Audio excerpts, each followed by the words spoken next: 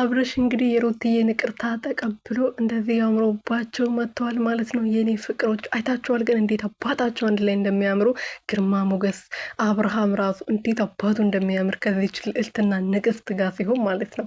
የምሬ ነው። ከሄርሜላ ጋር ሲሆን የሆነ ሰው ነው የሚመስለኝ እኔ የማላውቀው ሰው ማለት ነው። ከሩትዬ ጋር ሲሆን ግን ውበቱ ጎልቶ ይታያል።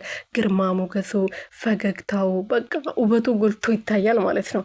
ሰላም ሰላም ቤተሰቦች እንዴት ናችሁልኝ? እኔ ያለው ፈጣሪ የተመሰገነውን በያላችሁበት ሰላማችሁ በዘት ትረፍርፍ ይበልልኝ። የኔ ውድና ወርቅ እንቁ የሆናችሁ የኔ ውድ ጨረቃ የሆናችሁ ፋሚሊዎቼ ማለት ነው። ደህና ናችሁ? እኔ ያለው ከእናንተ ናፍቆትና ሀሳብ በስተቀር ማለት ነው።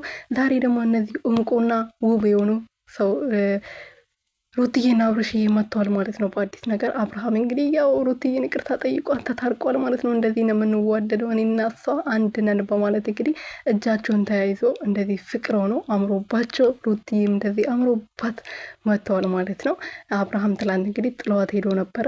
ከሄደ በኋላ በደንብ አስበው አሰላስሎ ያለ እሷ መኖር እንደማይችል ከገባው በኋላ እንግዲህ ይቅርታ ጠይቋታል ማለት ነው። ሩትዬም አያቸው አይደለ ውበት ግን ማለት ነው።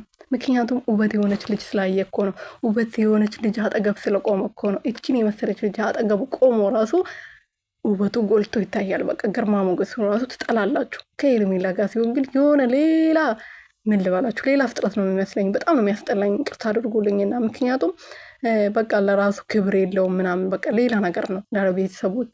እዚች ጋር ግን ሲሆን ቦታውን የሚመጥነው ቦታ ነው ይሄ። በቃ አያችሁ አይደለም እንዴት አባታችሁ እንደሚያምር ከይን ያውጣችሁ። አቦ ለልጃችሁ ያኖርላችሁ፣ ለወግ ለማድረግ ያብቃላችሁ። ልጃችሁን አሳድጋችሁ በስነስርዓት በፍቅር እናሳድግን ልጃችን ብላለች ሩትዬ። እና በፍቅር ልጃችሁን አንድ ላይ ብታሳድጉ በቃ ወደፊት የሚገርም ህይወት ነው የምኖራችሁ። የምሬን ነው።